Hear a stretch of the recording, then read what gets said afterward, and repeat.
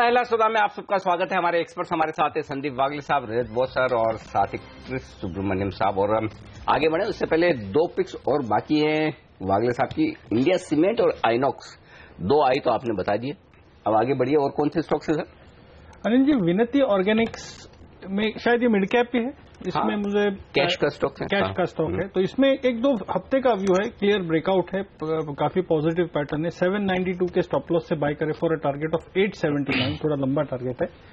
और बेचने में जिंदाल स्टील में मुझे अभी भी वीकनेस दिखती है। कल हमारा ये एसटीबीटी भी था, मुझे लगता है ये 105 तक नीचे जाना चाहिए। तो आज और कल तक के 105 के टारगेट के लिए बेचे विद स्टॉप लॉस ऑफ 116। लेकिन ये तो कल ही आपकी रिकमेंडेशन के बाद गिर भी गया और बैन में भी आ गया फिर से।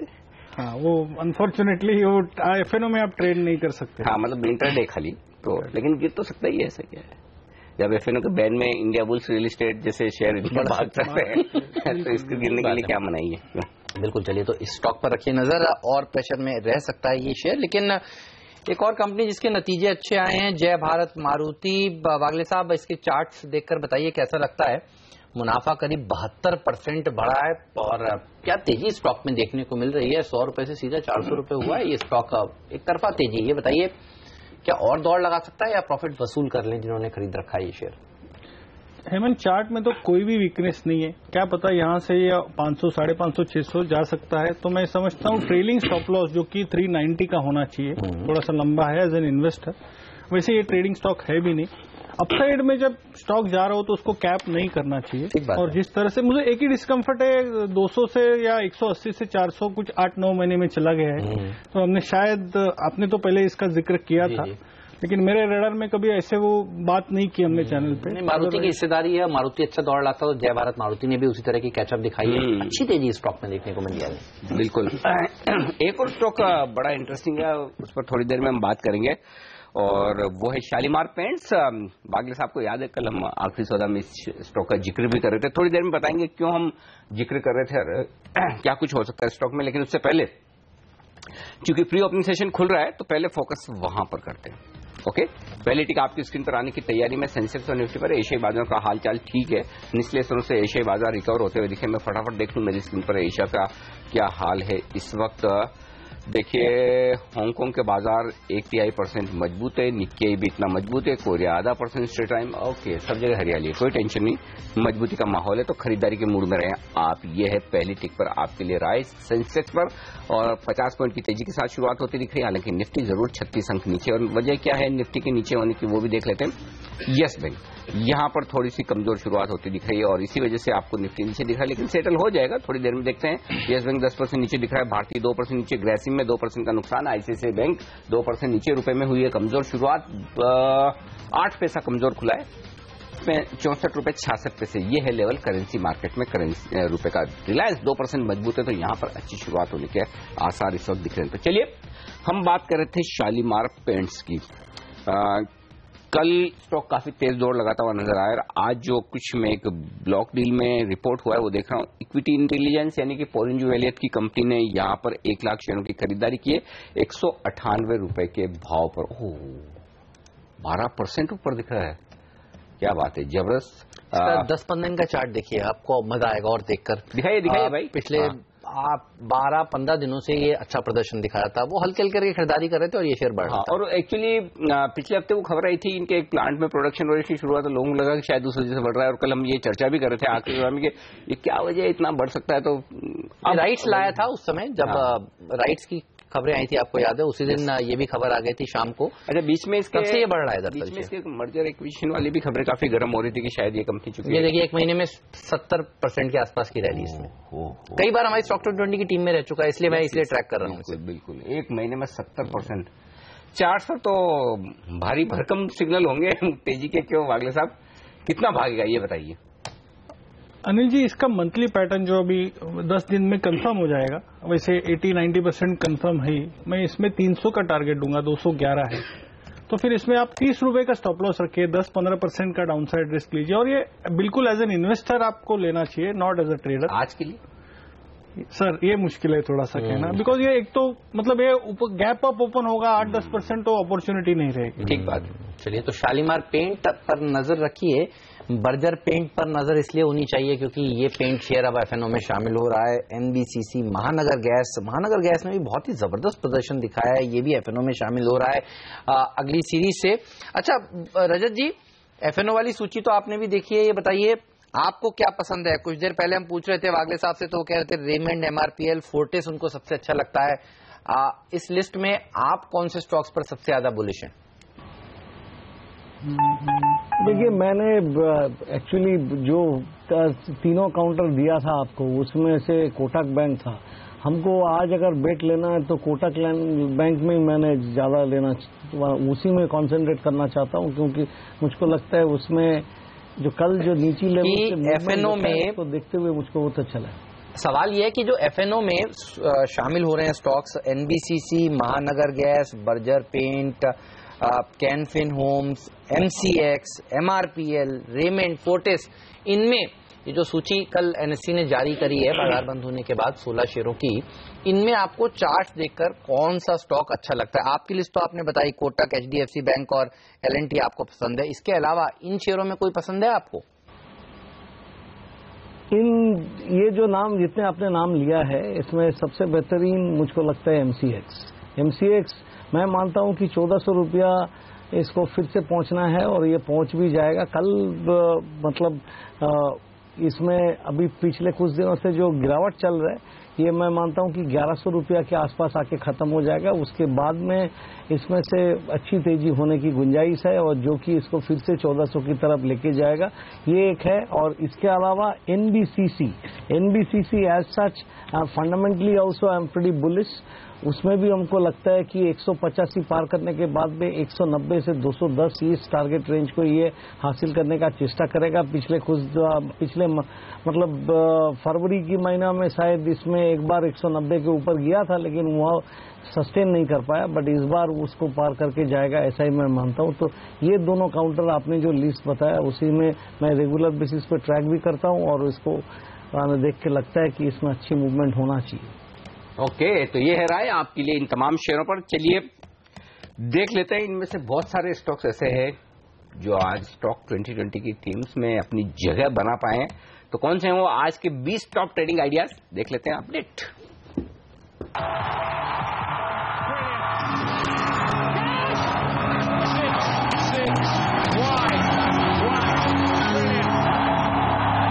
मेरी पूरी टीम पर नजर डालिए, ऐसे शेयरों को आज चुना है जिन्होंने अब एफएनओ में अपनी पारी की शुरुआत करने वाले हैं अगली सीरीज से। कल एनएससी ने बाजार बंद होने के बाद सूचना दी है कि 16 शेयरों को एनएससी के एफएनओ की सूची में शामिल किया जाएगा, जिसमें एनबीसीसी भी है, महानगर गैस भी, बर्जर पेंट भी है, वी गार्ड भी, बलरामपुर चीनी भी है और एमआरपीएल भी और फोर्टिस हेल्थ केयर भी है। और ये तमाम शेयर हम आपको लगातार अपनी टीम में शामिल करके बताते रहे हैं। और ये सारे के सारे शेयरों में से अगर आप ज्यादातर शेयरों में देखें तो ये शेयर 52 वीक्स हाइस के आसपास कारोबार कर रहे हैं। और एनएससी का इसलिए ये रहा है क्योंकि एनएससी का आईपीओ आने वाला है और इसलिए देखिए हमने आईएफसीआई को चुना है और एनएससी के बड़े शेयर हैं इनके पास, तो यहाँ पर भी आज तेजी देखने को मिलेगी। कोहिनूर फूड्स और एलटी फूड्स लगातार चावल शेयर अच्छा प्रदर्शन दिखा रहे हैं, हमारी टीम में रह चुके हैं। और कल कैबिनेट ने जिस तरह से मंजूरी दी है कि ऑर्गेनिक राइस के एक्सपोर्ट पर कोई पाबंदी नहीं होगी, कोई कैप नहीं होगी, उसका फायदा आज इन शेयरों को भी मिलेगा। तो ये है मेरी 10 की टीम। खरीदारी पे पूरी तरीके से फोकस है टीम पे और इसमें पहला शेयर जय भारत मारुति अच्छे नतीजों पे लिया है। नैल्को में शानदार रिस्पांस मिला है, एफएस को उसकी वजह से लिया है। श्याम ईपीसी में नजर रखिए, इसमें भी बड़े डेवलपमेंट्स एक्सपेक्टेड हैं। तो मीडिया स्टॉक शेमारू और यूएफओ मूवीज काफी पसंद है। शेमारू तो करीब 10 नए चैनल लॉन्च करने की तैयारी में है। डिपेंडेबल के तौर पर हमने लिया है पेट्रोनेट एलएनजी, मेरे फेवरेट सेक्टर का स्टॉक है और जबरदस्त परफॉर्मेंस दिखा रहा है, तो यहाँ पे खरीदारी कर सकते हैं आप। अपोलो हॉस्पिटल्स, मेडिकल टूरिज्म में 25% की ग्रोथ प्रोजेक्ट की गई है अगले कुछ वर्षों तक, तो उसका फायदा इसको होगा। इंजीनियर्स इंडिया लिमिटेड को खरीदारी करके रखिए, क्योंकि जिस दिन से चलना शुरू होगा पकड़ नहीं पाएंगे आप, क्योंकि बहुत बड़े बड़े ऑर्डर्स रिफाइनरी के इनके हाथ लगने वाले हैं। नोसिल नतीजों से पहले इसमें जबरदस्त तेजी देखने को मिलेगी। बहुत सारे चेन्नईज ने बिल्कुल 100 रुपए के आसपास बाइंग करी है। और सन टीवी आज इसके अपग्रेड्स आए हैं सीएलएसए और सीएस की तरफ से, तो उसको रडार पर रखना चाहिए।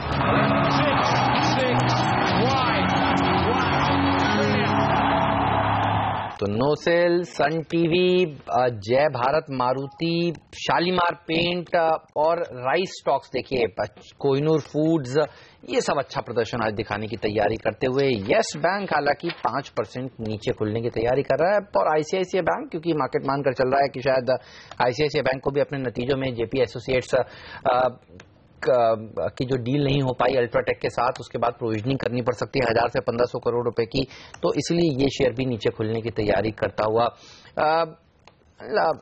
लेकिन 5% नीचे खुले तो इससे बढ़िया मौका हो नहीं सकता, खरीद लेना चाहिए। लेना तो चाहिए खुलते ही, हाँ बिल्कुल लेना चाहिए, इससे बढ़िया क्या बात हो सकती है। 1500 क्योंकि आप देखिए प्री ओपनिंग ट्रेड सेटल हो चुके हैं और ये 5% नीचे और ज्यादा बढ़िया है कि टेक्निकल पूछ ले। रजत, किस लेवल पर परफेक्ट है खरीदारी करने के लिए यस बैंक? देखिए, येस बैंक खरीदने के लिए मैं एक चीज कहूंगा कि ये दिखा रहा है एक फ्लैग जैसा फॉर्मेशन, लेकिन कल की वॉल्यूम वो मानता नहीं है कि ये फ्लैग है।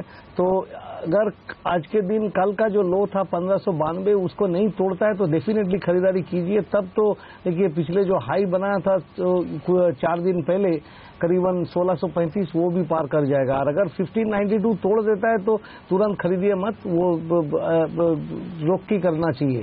कौन सा कितना बोल रहे हैं? समझ में आ रहा है। और नहीं, ये 1520 के आसपास खुलेगा तो क्या करना है?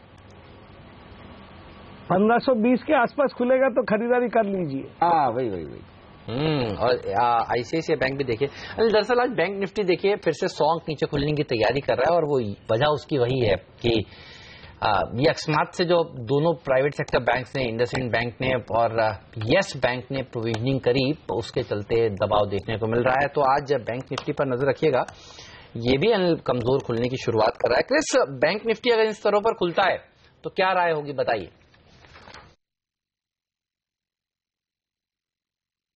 जी, ब्रॉडली आई थिंक जो भी हम लास्ट फ्यू डेज में यहाँ पर ऑप्शंस डेटा भी देख रहे हैं, आई थिंक कहीं ना कहीं मेरा मानना है कि शायद 21,200 21,300 इसके आसपास डेफिनेटली एक सपोर्ट है, और मेरा मानना है कि शायद वहां से एक बाउंस आएगा। लेकिन एक टॉपिश फॉर्मेशन जरूर है, तो मेरा मानना है कि शायद अगर ये वापस एक 21,700 के ऊपर निकलता है तो आई थिंक एक बार बिकवाली आ सकती है। तो आई थिंक एक रेंज पे रह सकती है 21,300-400 और ऊपर 21,900।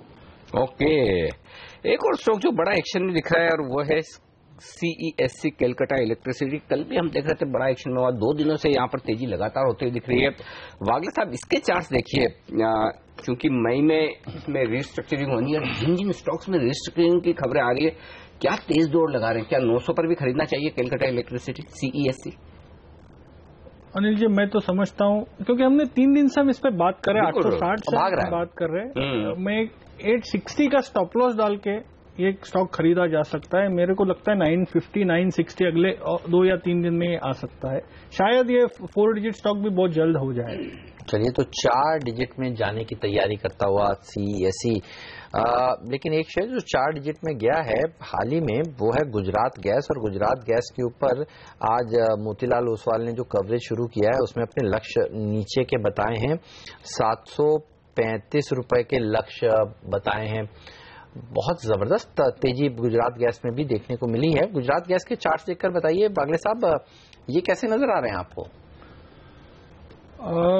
हेमंत, 847 पे मुझे लगता है ये 820 825 वो लेवल आता है तो मैं कंफर्टेबल ज्यादा रहूंगा।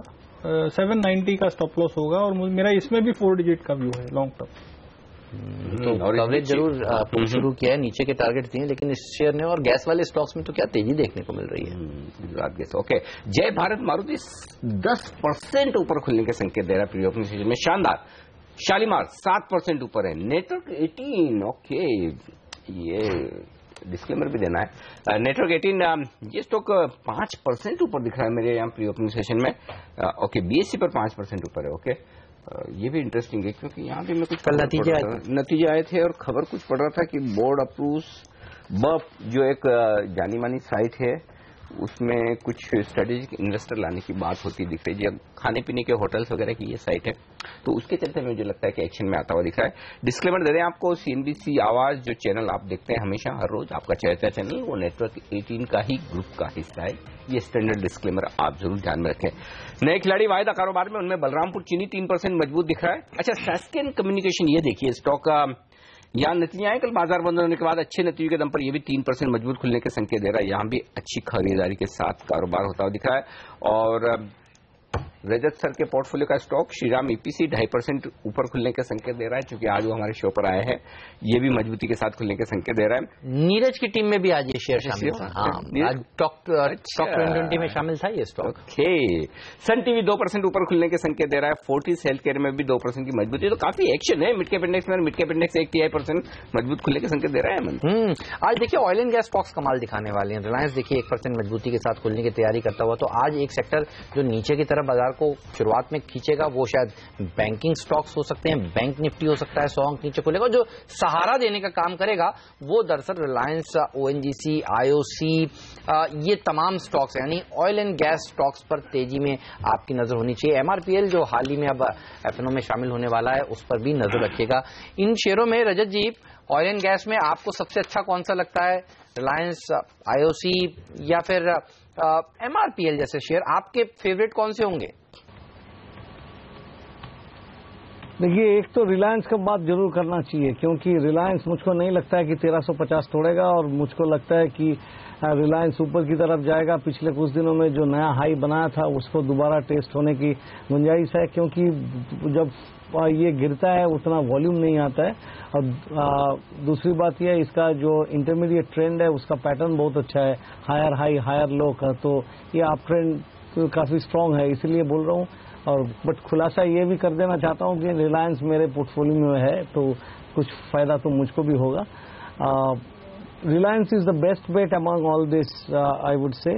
और इसके अलावा आप जो नाम लिया है एमआरपीएल, ये आज के दिन 123 रुपया के ऊपर सस्टेन करे तो इसमें बहुत अच्छी मूवमेंट देखने को मिलेगा, क्योंकि ये 121, 122 इसको पार करने में अभी भी कामयाब नहीं हुआ है। लेकिन एक बार कामयाब हो जाए तो इसका टेक्निकल प्रोजेक्शन ये बता रहा है कि ये 135 तक भी दौड़ के आगे भाग सकता है। ओके, तो ये है इस वक्त रजत सर का खुलासा रिलायंस इंडस्ट्रीज इनके पोर्टफोलियो में। हमारा खुलासा भी सुन लीजिए। सीएनबीसी आवाज जो चैनल आप देख रहे हैं इस वक्त, वो है टीवी 18 ब्रॉडकास्ट का हिस्सा, और टीवी 18 का स्वामित्व और प्रबंधन रिलायंस इंडस्ट्रीज के हाथों में। और एक और खुलासा कर दूं आपको, रिलायंस इंडस्ट्रीज पर भी एक जाने माने एक्सपर्ट, दिग्गज और उस पर तेजी की राय काफी लंबे समय से देने वाले, वो भी हमारे साथ जुड़ने वाले हैं। इस थोड़ी सी ओपनिंग के बाद वीके शर्मा साहब एचडीएफसी सिक्योरिटीज के हमारे साथ आ चुके हैं स्टूडियो में, लेकिन चूंकि बाजार की ओपनिंग हो रही है तो पहले थोड़ा सा फोकस वहां पर कर लिया जाए। 22 पॉइंट ऊपर है सेंसेक्स प्री ओपनिंग सेशन में। निफ्टी 9100 के ऊपर खुलने की तैयारी करता हुआ टाटा मोटर्स, रिलायंस जैसे दिग्गज लीड करेंगे आज की तेजी को। ओएनजीसी, आईओसी भी मजबूत है। बैंक शेयर कमजोर है, प्राइवेट बैंक खास तौर से। आइए करते हैं शुरुआत आज की पारी की पहली टिक के साथ। और देखिए, भारतीय बाजार की शुरुआत हो चुकी है। 7 अंक ऊपर खुलता हुआ निफ्टी, 10 अंक ऊपर है निफ्टी और 8 अंक ऊपर है सेंसेक्स। तो शांत शुरुआत होती हुई दिख रही सेंसेक्स और निफ्टी की। येस बैंक उतना कमजोर नहीं खुला जितना प्री ओपनिंग सेशन में दिख रहा था। मैच 3% नीचे है इस वक्त। और रजत सही कह रहे थे 1520 पे खुलेगा तो खरीद ही लीजिएगा, और जिन्होंने खरीदा उनके लिए ठीक है। आईसीआईसीआई बैंक 2% नीचे है। इंडसइंड बैंक और एक्सिस में आधा % का नुकसान, और इतना ही नुकसान है एसबीआई में। तो कमजोर शुरुआत हुई लेकिन उतनी है। और 21400 बैंक निफ्टी ने तोड़ा नहीं है। बैंक निफ्टी भी 21400 के अहम लेवल के ऊपर है। हाँ, कमजोरी जरूर है 70 अंकों की। 30 अंक ऊपर होता हुआ सेंसेक्स और 17 अंकों की मजबूती अब निफ्टी में बनती हुई दिख रही है। कोटक बैंक देखिए 1.5% मजबूत है। वाह, ये है रजत सर की कॉल का दम। पूरा प्राइवेट सेक्टर बैंक का एक्सप्रेस है कमजोर, और कोटक बैंक अलग डायरेक्शन में मजबूती के साथ बढ़ता है। और टॉप गेनर है एचडीएफसी बैंक, और दूसरा एचडीएफसी बैंक। कमाल है, कैसे स्टॉक्स चुने रजत सर ने, मजा आ गया। और देखिए, टेक महिंद्रा, रिलायंस जबरदस्त तेजी के साथ, विप्रो मजबूत है, हिंडाल्को जैसे शेयरों में मजबूती के साथ कारोबार होता हुआ। आइए वायदा कारोबार की तरफ। 4% का बड़ा उछाल सन टीवी में। सीएलबी से बुलिश, क्रेडिट स्विस बुलिश और बाजार भी बुलिश। आईएफसीआई 2% मजबूत, जेट एयरवेज में 1% का फायदा। उज्जीवन, आरईसी जैसे शेयरों में भी खरीदारी लौटती हुई। तो फिर कमजोर क्या है? आईसीआईसीआई बैंक 3% नीचे, जेपीएसयू से 3% नीचे, यस बैंक में 2.5% का नुकसान, ब्रिटानिया, भारतीय इंफ्राटेल जैसे शेयर 1% कमजोर। लेकिन बाजार परफेक्ट है एकदम। 50 अंक ऊपर सेंसेक्स पर, 20 अंक ऊपर निफ्टी पर। सबसे बढ़िया बात क्या हुई है आज शुरुआती कारोबार में, वो बता दूं पहले आपको।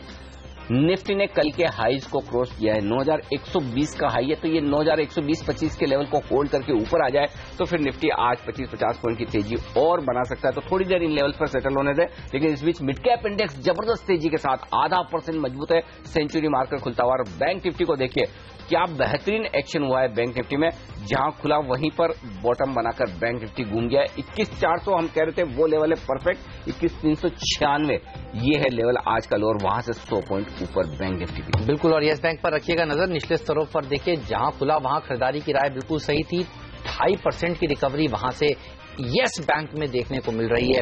इसके अलावा हम आपसे कह रहे थे कि ऑयल एंड गैस सेक्टर आज मदद करने के लिए आगे आएगा, तो आप देख लीजिए रिलायंस इंडस्ट्रीज में 1% की तेजी के साथ कारोबार हो रहा है। इसके अलावा आईटी सेक्टर भी देखिए मजबूती के साथ ट्रेड करता हुआ, टेक महिंद्रा में अच्छी तेजी देखने को मिल रही है, इन्फोसिस में भी और टीसीएस में भी मजबूती के साथ कारोबार हो रहा है।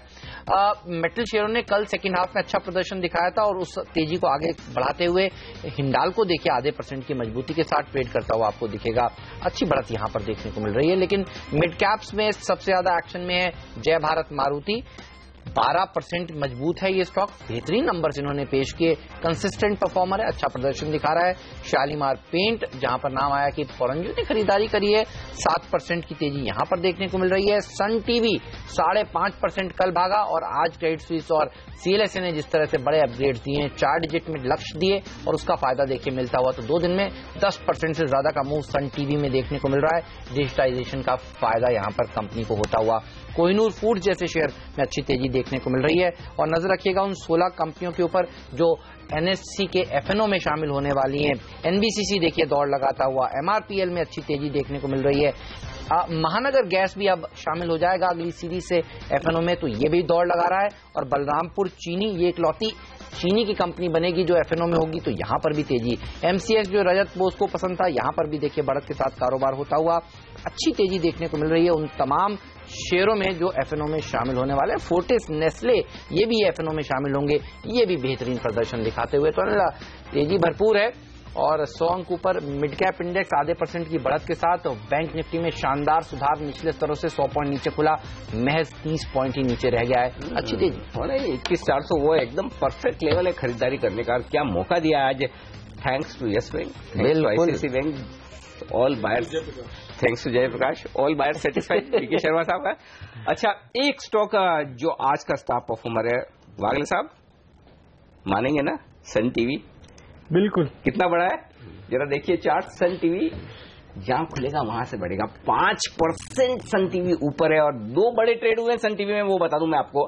एक हुआ है 875 पर 1 लाख शेयरों का, दूसरा हुआ 888 पर, अच्छा इसी प्राइस पर हुआ है, 5.5% ऊपर ब्लॉक डील्स हो रही है, देखिए 80,000 शेयरों की। अब तो बड़े टारगेट दे दीजिए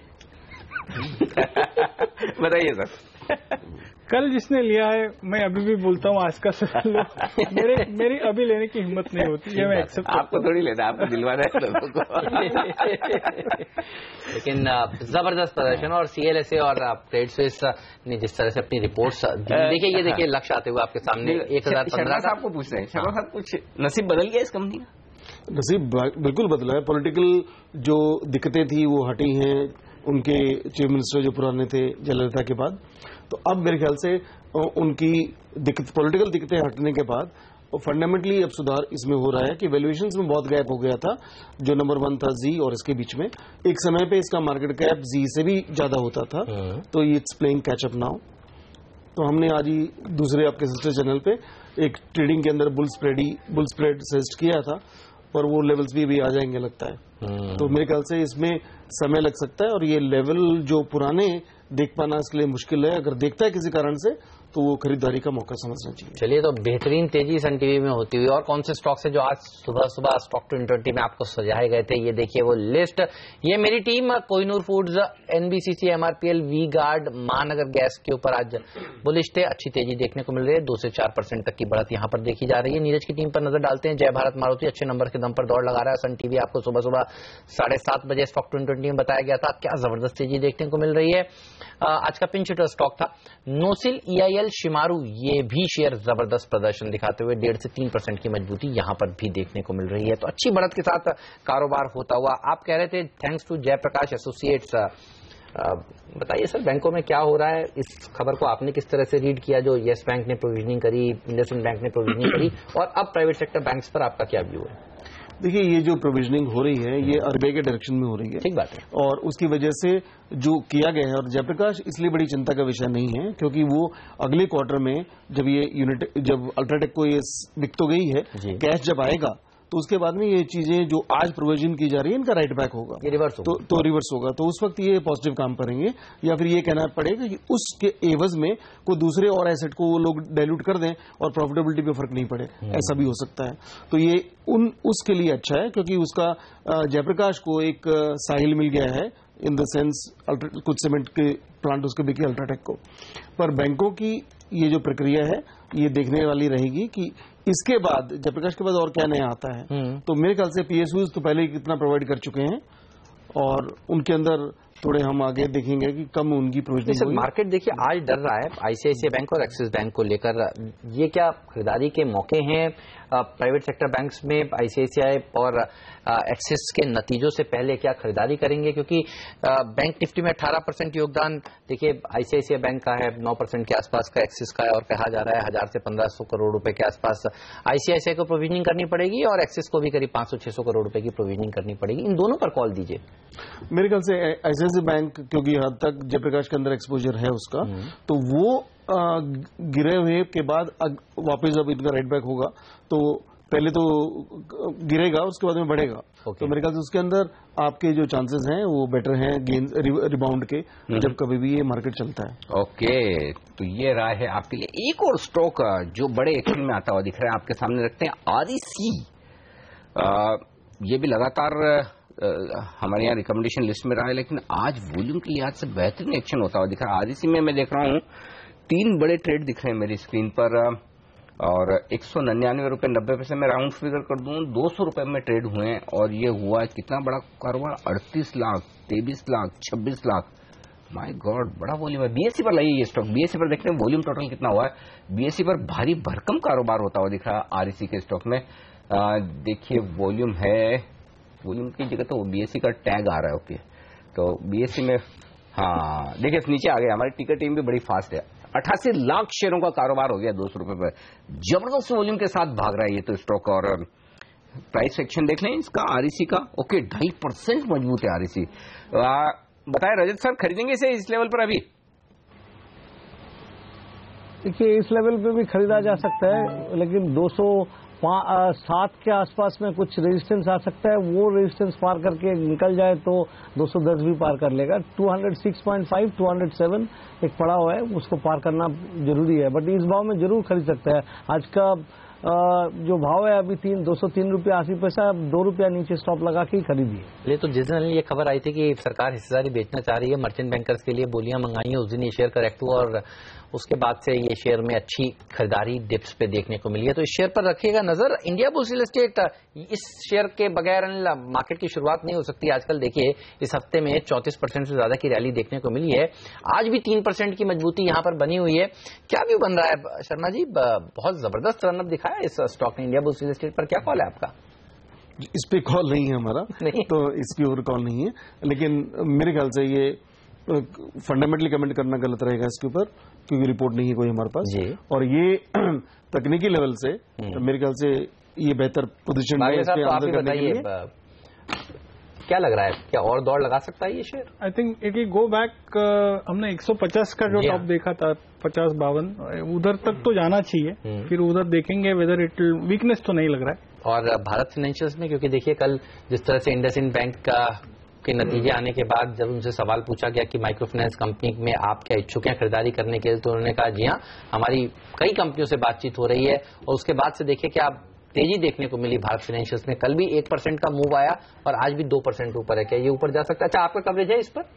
तो सर पहले आप बताइए, फिर बताइए। मुझे लगता है बाउंस बैक होगा अच्छा खासा। हमने आई थिंक 710-720 की बात की थी, कल का बॉटम 719 है और मुझे लगता है 766 में मुझे 800-810 तक जाने का ये स्टॉक क्षमता रखता है, तो मैं ये लेवल पे पॉजिटिव रहूंगा, लेकिन ये अभी भी ये बाउंस बैक ही मैं मानूंगा।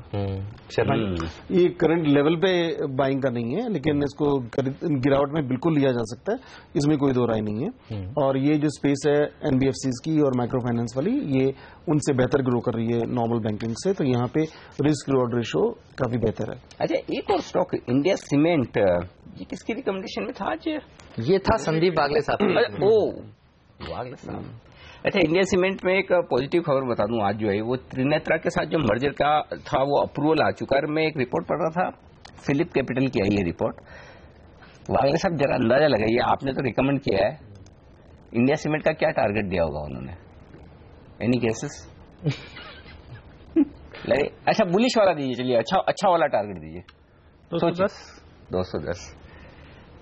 आप क्या सोचते हैं शर्मा साहब? सर मेरे को उसमें मत घसीटिए। अच्छा, आपके कॉम्पिटिटर है। रजत सर थोड़ा लंबा वाला देखिए। रजत सर, क्या टारगेट लगता है आपको इंडिया सीमेंट का, क्या हो सकता है?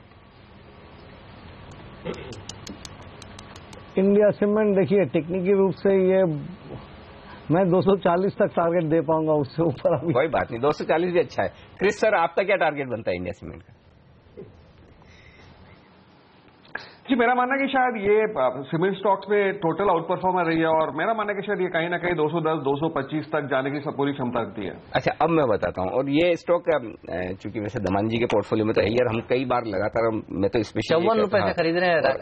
और हम ये कहते हैं कि अगर सीमेंट स्पेस में सबसे बेस्ट स्टॉक मुझे पसंद है तो वो इंडिया सीमेंट है। इंडिया सीमेंट का टारगेट है सिर्फ 450 रुपए का।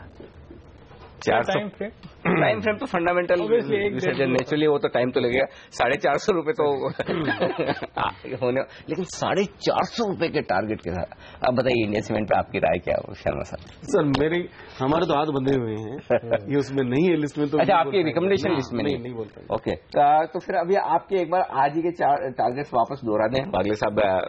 अब कितना भाग सकता है? अनिल जी, मेरा आज का जो टारगेट है, आज या 2-3 दिन का, वो 183 का है। वो आ गया सर? वो तो ऑलरेडी आ गया। उसके ऊपर का बताओ। हाँ, तो अभी एक फ्रेश मूव चालू होगी। अभी मैं स्टॉप लॉस बताऊंगा। 179.50 का स्टॉप लॉस रखिए, तो आप डाउन साइड पे 3 रुपए की रिस्क ले रहे हैं। अप साइड पे मुझे लगता है ये 189, 190 तक आज और कल तक जा सकता है। 190 पॉसिबल है, बहुत संभावना है 190 तक ये स्टॉक पहुंचे। तो इस शेयर पर भी रखिए नजर।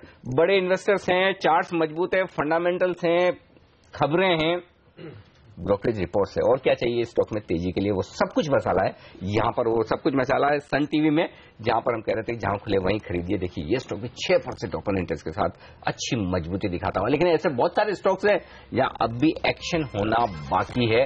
आज के सेशन के लिए कौन सी शेयर बताएंगे छोटे से ब्रेक के बाद? ब्रेक के दौरान हमारे चारों एक्सपर्ट्स हैं, ढूंढेंगे आपके लिए ऐसे ही मौके। बने रहिए हमारे साथ, छोटा सा ब्रेक।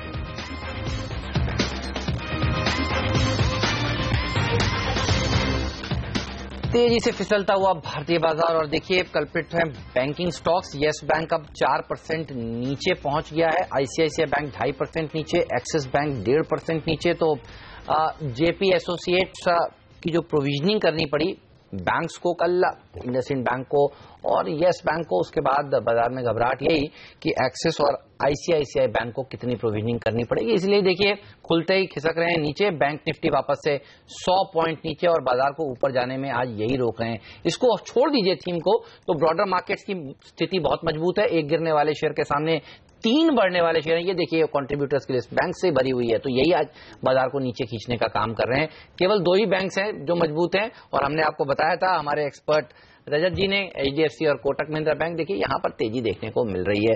लेकिन एक थीम जो सुबह से हम चर्चा कर रहे हैं वो है एफएनओ में शामिल होने वाले वो 16 शेयर जो अगली सीरीज से शुरू होंगे, और बहुत ही इंटरेस्टिंग रिसर्च है बीके शर्मा साहब के पास। शर्मा साहब बताइए जिन शामिल हो रहे हैं, किसको फायदा होगा? जी, ये जो लिस्ट है करीब 16 जो ऐड करेंगे तो करीब 205 स्टॉक हो जाएंगे जो अभी तक एफएनओ में आ गए हैं। और ये 2009 से जो नंबर है, 2009 में 268 लेवल हाईएस्ट अभी तक रहा है, तो हम हाईएस्ट तक पहुंचने में बहुत दूर है। और ये ऐसा क्या हुआ कि 15 स्टॉक इस महीने पिछले महीने ऐड हुए थे, 16 अभी हुए हैं, तो सीधी बात यह है कि आगे एनएससी का आईपीओ आने वाला है और उसकी वजह से आप देख रहे हैं कि नंबर्स ऐड हो रहे हैं, पर ये जो नंबर आज अभी ऐड किए हैं ये क्वालिटेटिवली बहुत ही अच्छे हैं एज कम्पेयर टू जो पहले आई थी। और इसमें कई शेयर 52 वीक्स हाई। हाँ, और इसके अंदर ये मैं ये कहूंगा कि जो पिछले लिस्ट में हमने देखा था कुछ हादसा हुआ, वो इन स्टॉक्स में हादसा होने के डर कम है क्योंकि क्वालिटेटिवली अच्छे हैं। तो उसमें महानगर गैस अपने उच्चतम लेवल पे चल रहा है, वो तो बाजार भी लाइफ टाइम फोर्टिस, हाँ उच्चतम लेवल पे फोर्टिस। तो इसमें इन्फीबीम जैसे शेयर नहीं है। हाँ वो नहीं है, लेकिन वैसे भी होने चाहिए। हमने तो पहले दिन ही बताया था शॉर्ट बेचना, मतलब मौका तो दोनों तरह के लोगों को मिलना चाहिए। अगर उसमें क्या है, दूसरी बात ये और कहना जाएगा कि ऐसे बहुत सारे स्टॉक्स हैं जो लगातार नॉक कर रहे हैं लिस्ट पे और उनको एंट्री नहीं मिल रही है। जैसे फॉर इंस्टेंस जो इस पिछले महीने जो सुजलॉन की एंट्री हुई वो 20 महीने से नॉक करे जा रहा था दरवाजों पे, उसको एंट्री पिछले महीने दी थी। तो ऐसे कोई और क्वार्टर ऑपरेटिंग प्रॉफिट बताने के बाद वो अच्छा बाद में करेंगे। आपने बात करी आईपीओ की, तो आईएफसीआई के पास हिस्सेदारी है, बढ़ सकता है क्या आईएफसीआई या हो गया? क्योंकि आप क्लोजली ट्रैक कर रहे थे आईएफसीआई को काफी। आईएफसीआई ये तो बात सही है कि इनडायरेक्ट बेनिफिट तो अगर एनएससी के वैल्यूएशंस बढ़ते हैं तो अब एनएससी के वैल्यूएशन में मुझे मेरे ख्याल से शर्मा साहब ज्यादा अच्छे बता पाए कि एनएससी को आप वैल्यूएशन किस बात पे देंगे, वॉल्यूम पे या प्रॉफिट पे? देखिए मैं प्रॉफिट पे देना पसंद करूंगा वॉल्यूम पे बजाय। अच्छा, ये जो स्टॉक्स एक्शन में आ रहे हैं एफएनओ में 16, इससे प्रॉफिट कितना बढ़ेगा इसमें मुझे डाउट नहीं। वॉल्यूम तो बढ़ेगा। मैं तो ये पहले कह चुका हूँ कि 268 स्टॉक तो पहले थे, तो कोई महज इसलिए, पर ये याद आया होगा कि चलो इनको नंबर बढ़ाते हैं, तो उसका एक कारण रहा होगा और कोई कारण नहीं है। बाकी ओवरऑल एफएनओ के अंदर भी ये जो अभी जो स्टॉक है इनमें बलरामपुर, फोर्टिस, एमआरपीएल और रेमंड्स पहले भी रह चुके हैं। ठीक बात है, ये इनका वनवास पूरा हुआ और इनको वापस लाया गया है। और चीनी का एक भी शेयर नहीं था, चीनी आ गया, एक इंडस्ट्री प्ले करने का मौका मिल गया आपको। तो ओवरऑल ये बाजार के लिए अच्छा है। और कैनफिन होम जैसे शेयरधारक जो पहले बैठे हैं उनको कम से कम अगर उनको चाहे तो कॉल राइटिंग करने की क्षमता उनके पास अभी आ गई, प्रॉफिट बुक करने के लिए नीचे अगर आ जाए तो आप वहां पे पुट राइट कर सकते हैं। तो ऑब्वियसली ये ऑप्शंस इंक्रीज होते हैं इन्वेस्टर के। अच्छा, एक और स्टॉक डीएचएफएल, इस पर राय लेना चाहता हूँ। डीएचएफएल में भी एक खबर है आज, इनकी एक कंपनी है आधार हाउसिंग फाइनेंस लिमिटेड, इनमें ये एक मेजोरिटी स्टेक बेचने की योजना बना रहे हैं और रोथशिल्ड को इन्होंने अपॉइंट किया है एक बायर ढूंढने के लिए। आईएफसीआई एक और जो जाना माना इंटरनेशनल प्लेयर, इनकी 20% हिस्सेदारी इस आधार वाली कंपनी में है। तो ये स्टॉक भी मेरे ख्याल से कल के सेशन में मुझे याद है वागले साहब हम बात करते हैं आखिरी सौदा में कि स्टॉक बड़ी तेजी से दिन के हाई पर जाकर बंद हुआ है। क्या करें इसके चार्ट्स, यहाँ पर क्या दिख रहा है आपको? अनिल जी, व्यू तो पॉजिटिव है, लेकिन वन वे मोमेंटम शायद वो तभी आएगा जब ये 411 ब्रेक करेगा। 411 के ऊपर 407 है, तो वहां पर थोड़ा सा अटक सकता है। तो मैं एज ए ट्रेडर 411 के ऊपर निकला तो कितना चलेगा? तो 421 422 आज के दिन में जा सकता है। ओके, 400 आपके ट्रेडर पे है शर्मा साहब? जी, मेरे ट्रेडर पे फिलहाल नहीं है। नहीं है, ओके। आपने जी बोला तो मुझे लगा कि है, लगता है। ओके, चलिए, तो ये एक और स्टॉक है जहां पर एक्शन साफ तौर पर होता हुआ दिखा है। पेंट स्टॉक्स में बर्जर पेंट पर नजर डालिए, जहां पर ये भी एक वायदा कारोबार में एंटर होने वाला खिलाड़ी है। जहां अच्छा थोड़ा ऊपर खुलकर नीचे आया, तब ऊपर खुला था तब मेरा ध्यान गया था इस शेयर पर। इसके चार्ट देखिए जरा। रजत, क्या कहेंगे आप, बर्जर पेंट में कोई मौका है खरीदारी करने का? ये आज का हाई जो है ना 250 रुपया 40 पैसा, उसको पार करके चल पाए तभी लीजिए, क्योंकि ऊपर से कुछ सप्लाई आ रहा है, ऐसे ही नजर आ रहा है। तो इसीलिए मैं अभी नहीं खरीदेंगे, ये जब 250 पार करेगा तब खरीदूंगा। और तो ये 244 के आसपास जाए तब 240 के नीचे स्टॉप लगा के तब खरीदा जा सकता है। अच्छा रजत जी, ये जो बैंक्स में आज गिरावट देखी जा रही है, इस पर अब आपका व्यू क्या है? कोई शॉर्टिंग अपॉर्चुनिटी किसी बैंक में आपको नजर आ रही है क्या? दो बैंक्स तो आपने बताया प्राइवेट सेक्टर वाले, कोटक और एचडीएफसी, वो तो अच्छा प्रदर्शन दिखा रहे हैं, लेकिन येस, आईसीआईसीआई, एक्सिस, अब तो एसबीआई भी देखिए नीचे पहुंच गया है। कोई कॉल, चार्ट्स कैसे नजर आ रहे हैं इनके? देखिए, कल आपकी चैनल में एसटीबीटी जो दिया था दोस्त स्टेट बैंक, उसको ही अभी भी मानता हूं कि वो नीचे और जाएगा। डिस्क्लोजर हैज इट कि ये स्टेट बैंक का शेयर भी मेरे पोर्टफोलियो में है, लेकिन ये ट्रेडिंग कॉल दे रहा हूं मैं, और उसमें मैं एक्सपेक्ट करता हूं 280 अभी फिलहाल टारगेट बनेगा। 280 तोड़ने से 277 रुपया 50 पैसा नेक्स्ट टारगेट बनेगा इसके लिए। तो स्टेट बैंक शॉर्ट करके चले तो चलेगा। ओके, तो ये है राय आपके लिए तमाम बैंक्स पर। बाजार इस बीच मजबूत होते हुए दिख रहे हैं सेंसेक्स निफ्टी पर, और अच्छी बात है निफ्टी कल के हाईस के आसपास ट्रेड करता हुआ दिख रहा है। ये एक अच्छा संकेत है। 9100 के नीचे गया नहीं, जो आज का निर्णायक लेवल है। तो दोनों ही तरह से मजबूती के संकेत साफ है, और मजबूती के संकेत मिड कैप में देखिए 1% का है तेजी वाला एक्शन होता हुआ दिख रहा है। तो अच्छा बैंक खराब नहीं होते तो फिर बाजार तो फिर तो ये 3-4 बैंक है जो खराब कर रहे हैं बाजार को। क्या पता दिन के अंत तक बैंक्स को भी सद्बुद्धि आ जाए, ठीक बात है, तेजी हो जाए। हाँ, कम से कम ये है कि बाकी कोई और दिन होते तो अच्छा, और ये जेपी एसोसिएट का नाम नहीं आता कि खाली इनके कर्ज की दिक्कत है, तो बैंक्स ज्यादा तेजी से गिर सकते थे। तो अभी भी गिरे, लेकिन मैं तो 21,400 पे नजर रखता हूँ। जब तक 21,400 के नीचे बनना हो, कहीं कोई घबराने की जरूरत नहीं। बाकी सब कुछ कह रहे हैं। आपने सन टीवी स्पॉट किया, इंडिया सीमेंट स्पॉट किया, दोनों काफी बड़े हैं in terms of FNO trader. मैं एक उसमें ऐड करना चाहता हूँ, जो कि इंजीनियर्स इंडिया EIL, ये तीसरे या चौथे नंबर पे OI में 166.75 है। 164.50 का स्टॉप लॉस होगा और 175 का टारगेट होगा। 1 से 2 दिन का व्यू है। अच्छा, आप कुछ बोल रहे हैं, फंडामेंटली ऐड कर सकते हैं। बताइए। देखिए, ये जो स्टॉक है जो इन्होंने बोला, इंजीनियर्स इंडिया बेसिकली कैपेक्स पे चलता है, जो ऑयल मार्केटिंग कंपनीज करती हैं। जी। और उनका ये दामाद है, जो उनको बनाना हो इसी से बनवाते हैं। सही बात है। पर अच्छी क्वालिटी के बनाते हैं। तो इनका जो ऑर्डर बुक है जबरदस्त बढ़ रहा है, और ऐसे वक्त के अंदर जबकि ऑयल एज इट इज है, और रिफाइनरी के और भी कंपनीज जैसे नुमालीगढ़ का आया कि वो भी एक्सपेंड करेंगे। IOC BPCL तो पहले से कर रहे थे। तो उस दृष्टि से इसका बिजनेस अच्छा खासा है, और यहाँ पे मैं समझता हूँ कि और फर्दर 20% रिटर्न आने वाले 1 साल में मिल सकते हैं इसके। CNBC आवास का जैकपॉट स्टॉक भी रहा है। बिल्कुल जबरदस्त प्रदर्शन दिखाता है। तो हमारी रिकमेंडेशन लिस्ट में काफी लंबे समय से बेहतरीन कंपनी चलिए यहाँ पर एक्शन होता हुआ दिख रहा है। वक्त है आप सभी से विदा लेने का। क्रिस सर, रजत सर, शर्मा जी और साथ ही वागले साहब, आप सबका बहुत बहुत शुक्रिया CNBC आवाज के साथ जुड़ने के लिए, पहला सौदा में हमारे दर्शकों को राय देने के लिए। ब्रेक का वक्त है, और ब्रेक के उस पार जुड़ेंगे हमारे साथ बाजार के एक जाने वाले दिग्गज डिफरेंशिएट। उनसे पूछेंगे क्या है बाजार का डायरेक्शन, कौन से स्टॉक्स में करें आप निवेश इस बाजार में। ब्रेक के बाद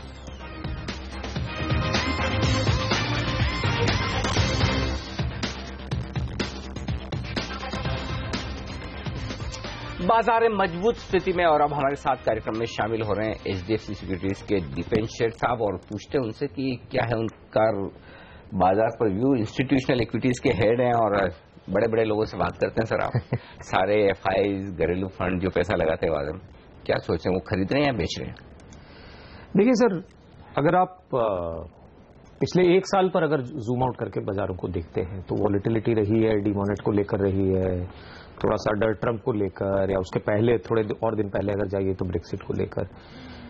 एक चीज पर सब लोग सहमत हैं कि अगर दुनिया में कोई देश आगे बढ़ रहा है हम तो इंडिया बढ़ रहा है, भारत बढ़ रहा है, हिंदुस्तान बढ़ रहा है।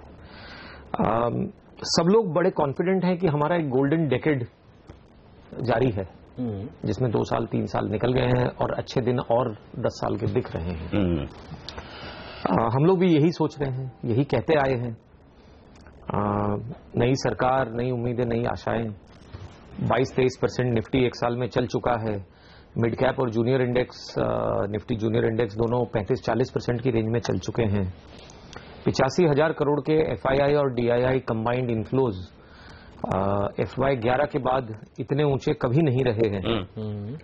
सबसे बड़ी जो बात है कि मैक्रोज हमारे जो अनस्टेबल थे, इन्फ्लेशन, करेंसी, फिस्कल अकाउंट जो अपना था, फिस्क है, कैड है, फिस्कल डिफिसिट है, तो ये सारी चीजों में सब कुछ क्योर होता हुआ दिख रहा है, सब कुछ सही लग रहा है। इंटरेस्ट रेट्स गिर गए हैं, कम से कम 200-225 पॉइंट्स नीचे हैं जो पीक थे उनसे। कॉन्फिडेंस बढ़ी जा रही है, डीमोनेट का शॉक अब्जॉर्ब हो गया है, टैक्स रिफॉर्म्स आ रहे हैं, यूपी में रूलिंग डिस्पेंसेशन जीत चुका है।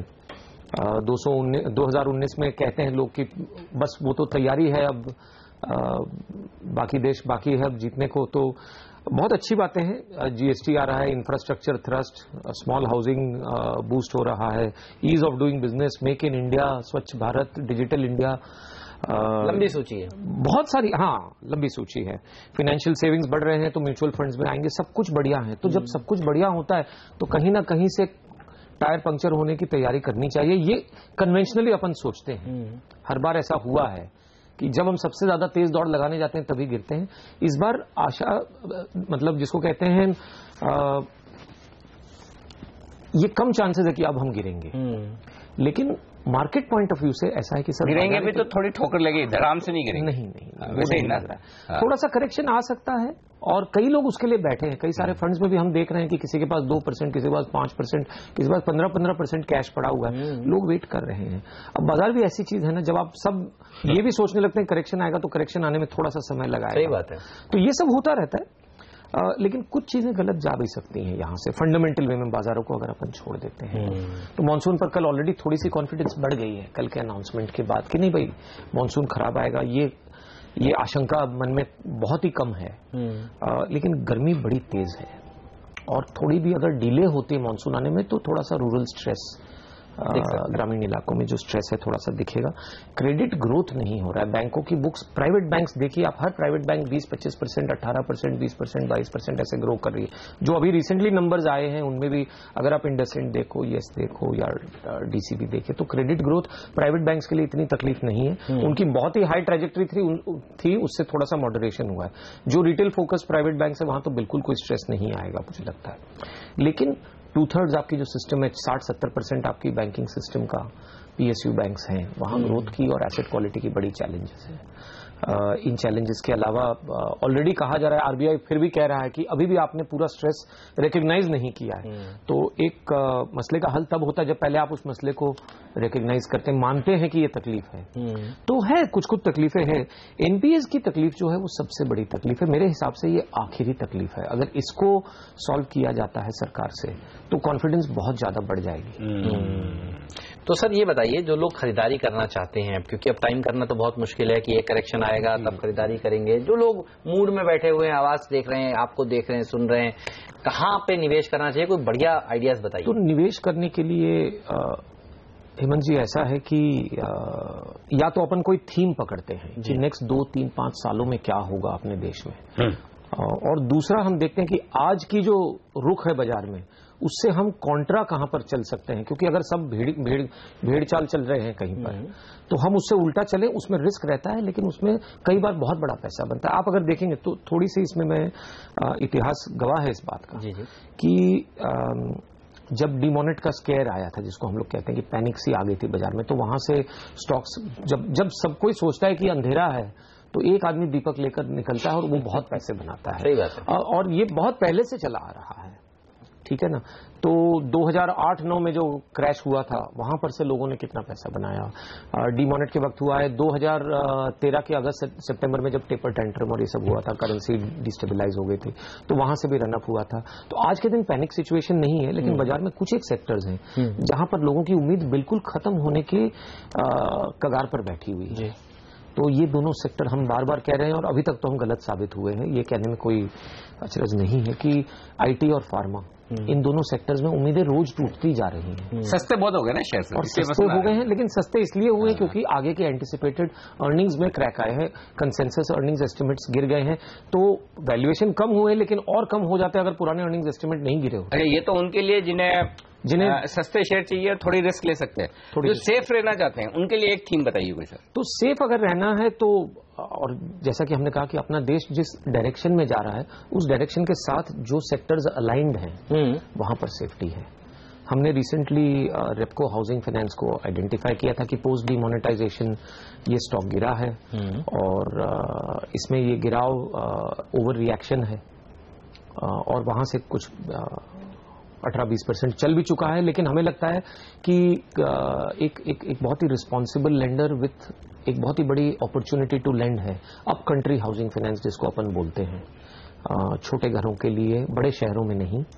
तो अभी जो हाउसिंग पॉलिसी सरकार की है, जो अप कंट्री कॉन्फिडेंस है देश में, जिस तरह से ब्रॉड बेस्ड ग्रोथ आ रहा है देश में, और रूरल स्पेंडिंग, रूरल हाउसिंग पर जिस तरह से फोकस है सरकार का, तो इस कंपनी को मेरे ख्याल से 10 साल की अपॉर्चुनिटी है ग्रो करने को, कंपाउंड करने को। और साहब जब कंपाउंडिंग स्टोरी होती है तो आप 10-20% मिस करते हैं तो भी चलती बस में चढ़ना अनुचित नहीं है, दिक्कत की बात उतना नहीं है, क्योंकि बस जहां जा रहे हैं आप बड़े अच्छे से जानते हैं, यहाँ डायरेक्शन घूमने की कोई गुंजाइश लंबी है नहीं। अगर स्टॉक गिर के अगर 10-15% यहां से गिर जाता है तो दावे से हम कह सकते हैं कि और डेवलप करिए पोजीशन, तो वहां पर अपने को मार्जिन ऑफ सेफ्टी बड़ी दिखती है इस तरह की चीजों में। देश और भी 2-3 डायरेक्शंस में जा रहा है जिनको लेकर और भी कनेक्टेड स्टॉक्स हम आपको बताइए। तो जैसे कि मैं आपको एक छोटी सी एग्जांपल दूं, एक उदाहरण देता हूं आपको कि बंबई से मद्रास अगर आप ट्रेन से जाते हैं, मैं 3 टियर की बात नहीं करूंगा, लेकिन AC 2 टियर से अगर आप जाएंगे तो 1 महीने एडवांस का जो एयर फेयर है तकरीबन 150-200 रुपए का फर्क रहा है AC 2 टियर के। सही बात है।